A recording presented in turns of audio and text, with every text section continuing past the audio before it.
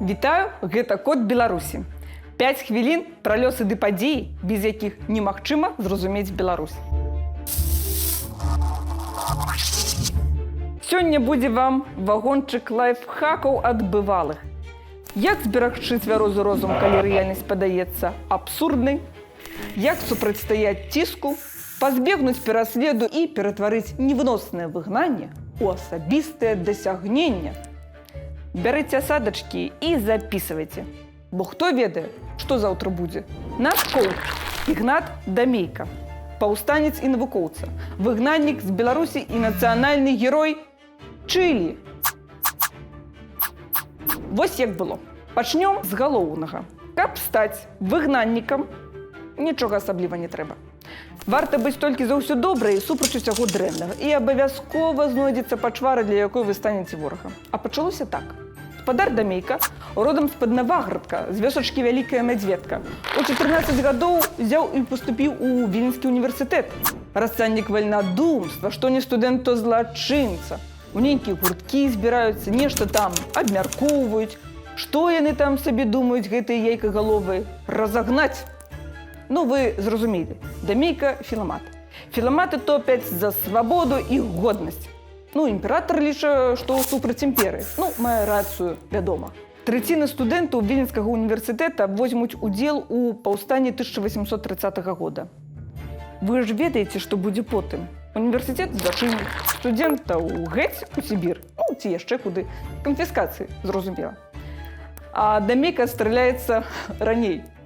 Яго арыштуюць яшчэ ў 1823. Яму 20 год, ён магістр матэматыкі, філасофіі, сябруе з Адамам Міцкевічам, між іншым. Той таксама філамат і страшны злачынца дзяржаўны. Для Дамейкі суд кончыцца няблага. Ён проста жыве пад паліцэйскім наглядам. Хіба што нельга без згоды паліцыі выязджаць з дому, актыўнічаць, займаць дзяржаўныя пасады. Ну так і не надта хацелася. Я пра дзяржаўныя пасады. А яго аднакашніка Яна Чачота, напрыклад, высылаюць у Арэнбург. То вось вам лайфхак нумар 1. Калі за вамі сочыць паліцыя, расслабцеся і займайцеся гаспадаркай. Правядзіце ў парадак дом, двор, ну, суботнік наладзьце. Дамейка вось будуе млыны і бровары. Тым часам, глядзіш, беларусы ўздымуць новае паўстанне. Калі імператарскія войскі задушылі паўстанне 1830 года, а пра яго мы расказвалі ў мінулым выпуску, Дамейка зноў пад следствам. Быў паўстанец, стаў злачынца другога разраду. Канфіскацыя маёмасці.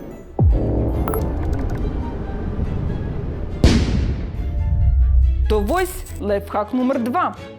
Лепш у Еўропу, чым у Сібір. Гаспадар Ігнат едзе ў Прусію, а адтуль у Парыж.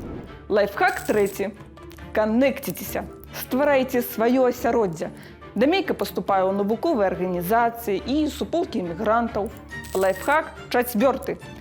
Як нападзе туга па радзіме, бярыцеся за розум. Выгнанне – самы час, таму-сяму падвучыцца хіміі, там, геалогіі, у Сарбоне, у горным каледжы. Пракачвайце скілы. Калі вам прыляціць круты офер, вы павінны быць падрыхтованы. Між іншым, не забывайцеся пра радзіму. Рабіце штосьці карыснае. Складзіце, напрыклад, геалагічную карту беларускіх земляў. Дамейка такую складае, жывучы ў Францыі. То і вы зможаце. Лайфхак 5. Будьце адкрытымі. Кажыце новаму «так». У 1837 годзе Дамейка прымае запрашэнне працаваць на іншым канцы свету, у Чылі.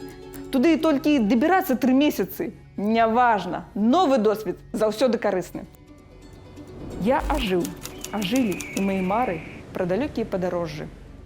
Лайфхак 6. Вучыце мовы. Іспанскую гаспадар Ігнат вывучае, пакуль плыве ў Чылі. І вы зможаце. Лайфхак 7. Як зноўку нападзе туга па радзіме, займайцеся справай. Даследуйце наваколле, ладзьце экспедыцыі, збірайце матэрыял, пішыце кнігу. У любой незразумелай сітуацыі беларусы пішуць кнігі. Дамейка вось напісаў кнігу пра культуру індзейцаў араўканаў. Каму патрэбны тыя араўканы, скажуць вам. А Дамейка скажа, меней слухайце тых, хто вашу працу абесцэньвае. Будьце як Дамейка, і вашы кнігі перакладуць на мноства моў. Лайфхак 8. Калі на радзіму немагчыма вярнуцца, станавіцеся мясцовым. Ажаніцеся з тутэйшым ці тутэйшай. Будьце шчаслівы. Вас і так ужо выперлі з радзімы. Дык быць шчаслівым на чужыне лепш, чым нешчасным. Лайфхак 9. Не спыняйцеся на дасягнутым. Пашырайце сферу ўплыву. Сталі выкладчыкам? Адчыняйце ўласны універсітэт. Сталі рэктарам? Стварайце сетку устаноў.